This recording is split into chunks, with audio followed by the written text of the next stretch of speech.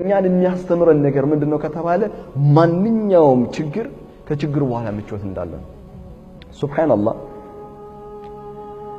ዱንያ ወንድሞችና እህቶች ልብ እንድትሉ እንፈልገው ነገር ዱንያ ያለ ፈተና የሚሆን ምንም አይነት ነገር የለም። በተለይ ሙስሊም ሆነን እምነታችንን ሙስሊም ነው ካለን በአላህ ካመንን በቁርአን ካመንን የነብዩ ሰለላሁ ዐለይሂ ወሰለም መንገድ እንከተላለን ካለን ይሄው እየተነገረን ነው። ፈኢነ መዐል ዑስሪ ዩስራ ኢነ መዐል ዑስሪ ዩስራ ገና ከወዲሁ ሬዲ ሁን እየተባለ ነው። ሁሉ ነገሮች አልጋ ባልጋ አይደሉም። ሁሉ ነገሮች የተመቻቹ አይደሉም። ህይወት ብዙ ቻሌንጆች አሏት። ብዙ يقول الله ربنا جل وعلا في سورة العنكبوت ألف لام ميم أحسب الناس أن يتركوا آمنا أن يقولوا آمنا وهم لا يفتنون ألف لام ميم أحسب الناس سوّج أحسبوا جمتون إلى الله ترى አዩትረኩ እንዲሁ ዝም ብሎ የሚተው ይመስላችኋል? አየቁሉ አመና በአንደበታቸው አምነናል ብቻ ስላሉ የሚተው ይመስላችኋል? ወሁም ላ ይፍተኑን ፈተና የሚባል ነገር አይመጣባቸውም? ወሁም ላ ይፍተኑን ስራው ቃሉ ፈተነ ነው።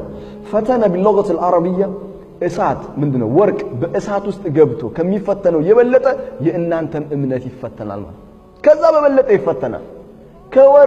ወርቅነቱ በእሳት ተፈትኖ እንደሚረጋገጠው ሁሉ የእናንተም በእውነት በተውሂድ ማመናችሁ ከዛ በበለጠ ይፈተናል። ፈተና ግድ ነው።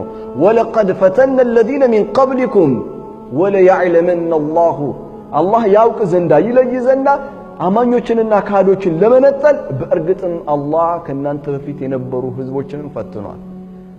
ምናልባት ተምሳሌት ከፈለጋችሁ ወደ ኋላ ታሪክን ተመልሳችሁ ተመልከቱ።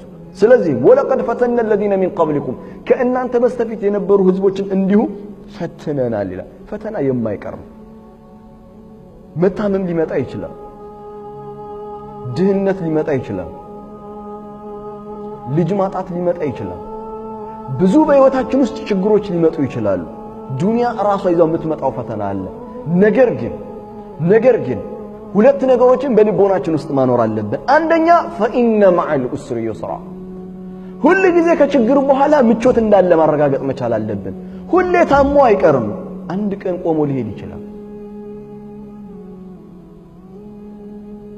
ሁሌ ማጣት አይኖርም። አንድ ቀን ማግኘት ይኖራል። ሁሌ ሐዘን ውስጥ መሆን አይደለም። አንድ ቀን ደስታ ሊመጣ ይችላል። ልጅ አጥተው ባለትዳሮች አላህን ይለምኑ ይሆናል። ነገር ግን ከአላህ ተስፋ መቁረጥ የለባቸው። አንድ ቀን አላህ ልጅ ሊሰጣቸው ይችላል። ትዳርን የሚፈልጉ ብዙ ወንድሞችና እህቶች ይኖራሉ። ተወከል አላህ በአላህ ላይ ተመኩ። በአላህ ላይ የተመካ አላህን የእውነት ያናገረ ለእኔ የሰጠኝ ነገር አላህ መልካም ነው። አሁን ያለሁበት ነገር መልካም ነው። ለእኔ መልካም ነገር አዘጋጅቶልኛል። ለእኔ እንደ አንድ ፈተና ነው ይሄን የሰጠኝ።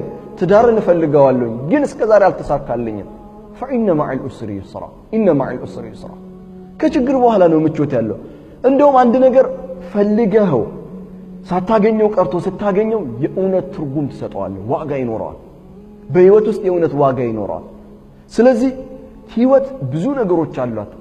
ቁርአን በሚደንቀኝ ሁኔታ ሱረቱ ተጋቡን ምዕራፍ 64 ቁጥር 11 ላይ ማ አሳበኩም ሚን ሙሲበቲን ኢላ ቢኢዝኒላህ ማንኛውም ሙሲባ እናንተን እኮ አልገጠማችሁም ከአላህ ዘንድ አስቀድሞ ካልኩሌት የተደረገላችሁ ቢሆን እንጂ ወመን ዩሚን ቢላህ በአላህ ግን የእውነት የሚያምን ይላል ያመጣው ሙሲባ ከአላህ ዘንድ ነው የመጣው።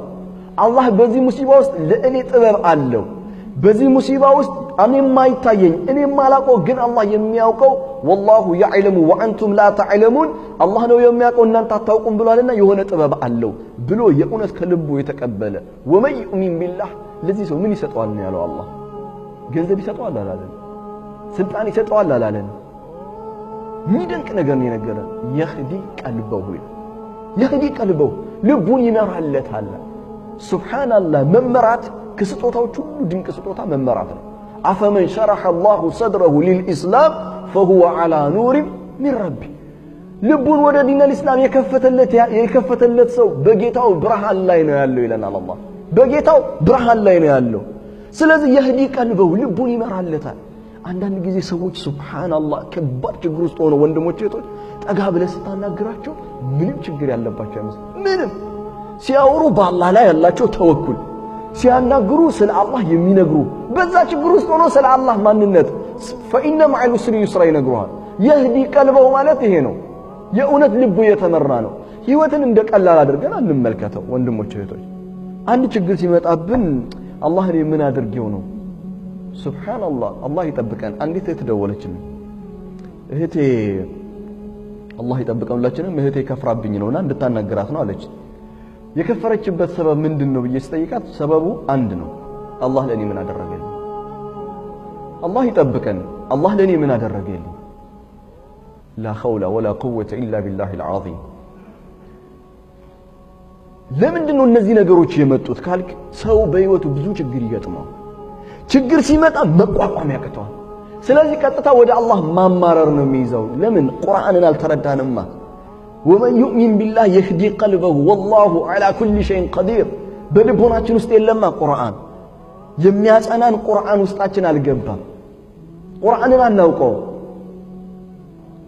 ፈተሐጀብት ያኒ ሱብሃንአላህ። ሐጀራን ተመልከቱ። ሐጀራ የእስማዒል እናት ሐጀራ ዐለይሂ ሰላም ኢብራሂም ዐለይሂ ሰላም በረሃ ባዶ ውሃ የሌለበት በረሃ ላይ ወስዶ እናትና ልጅን ነው የጣላቸው።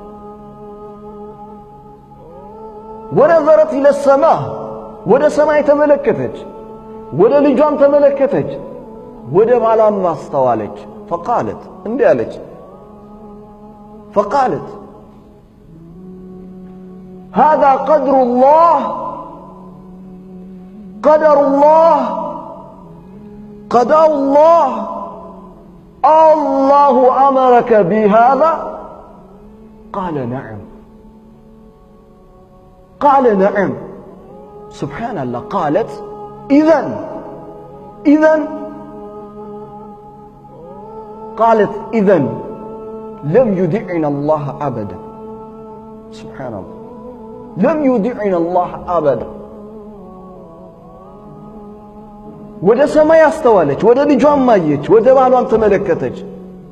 ይሄ አላህ የወሰነብን ነገር ነው ወይ? هذا قدر الله أمر الله الله ነው ያዘዘ።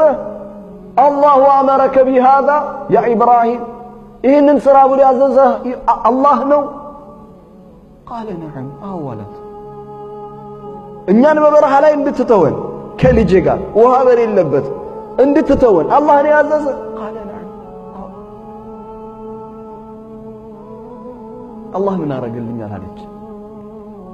እንዴት አላህ ይሄን ይፈርድብኛል አላለች። قالت لا يدعنا الله أبدا. الله በፍጹም Allah will never ever let down us. Allah በፍጹም አይተወንም አለች። በፍጹም አላህ አይተወንም።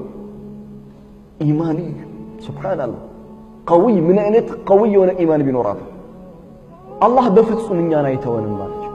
አዎ አላህ ግን አልተዋትም። እስከ ዛሬ ድረስ ምድሪቷ የምታፈልቀው ውሃ በዚህ ኢማኗ መሰረት ነው።